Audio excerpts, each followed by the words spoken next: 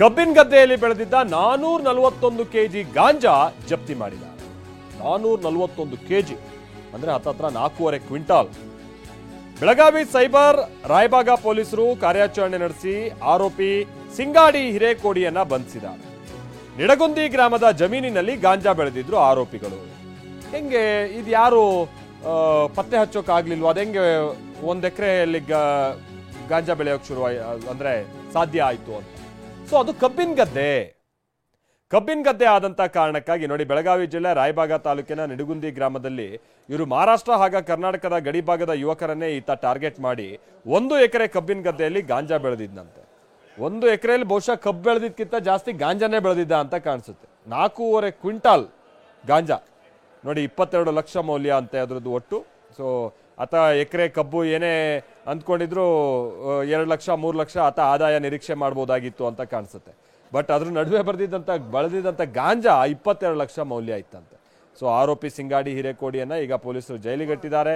ಜಂಟಿ ಕಾರ್ಯಾಚರಣೆಗೆ Belagavi SP doctor Bhimashankar ಮೆಚ್ಚುಗೆಯನ್ನ ವ್ಯಕ್ತಪಡಿಸಿದ್ದಾರೆ. ನೋಡಿ, ಆ ಗಾಂಜಾವನ್ನ ಈಗ ಸೀಸ್ ಮಾಡಿ ತೆಗೆದುಕೊಂಡು ಬರಲಾಗಿದೆ.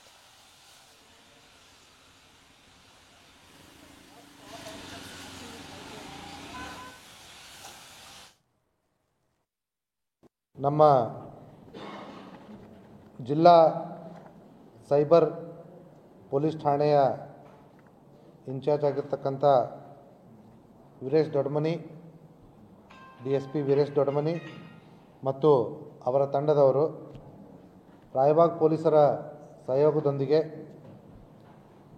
ನಿಡಗುಂದಿ ಗ್ರಾಮ, ರಾಯಬಾಗ್ ತಾಲೂಕಿನ ನಿಡಗುಂದಿ ಗ್ರಾಮದಲ್ಲಿ ಒಂದು ದಾಳಿಯನ್ನು ಮಾಡಿ ಸಿಂಗಾಡಿ ಮಾಳಪ್ಪ ಹಿರೇಕೊಡಿ ತನ್ನ ತಂದೆಯ ಜಮೀನಿನಲ್ಲಿ ಬೆಳೀತಾ ಇದ್ದಕ್ಕಂಥ ಗಾಂಜಾ ವಶಪಡಿಸ್ಕೊಂಡಿದ್ದಾರೆ. ಅವರು ತಮ್ಮ ಜಮೀನಿನಲ್ಲಿ ಬೆಳೀತಾ ಕಬ್ಬಿನ ಗದ್ದೆಯ ನಡುವೆ ಈ ಗಾಂಜಾನ ಬೆಳೀತಾ ಇದ್ದರು. ಒಟ್ಟು 440 kg ಗಾಂಜಾನ ನಮ್ಮ ಪೊಲೀಸರು ವಶಪಡಿಸ್ಕೊಂಡಿದ್ದಾರೆ. ಐ ಥಿಂಕ್ ಇದು ನಮ್ಮ ಜಿಲ್ಲೆಯ ಇತಿಹಾಸದಲ್ಲಿ ಅತಿ ದೊಡ್ಡ ಪ್ರಕರಣ ಆಗಿರ್ಬೋದು ಇಲ್ಲಿವರೆಗೂ.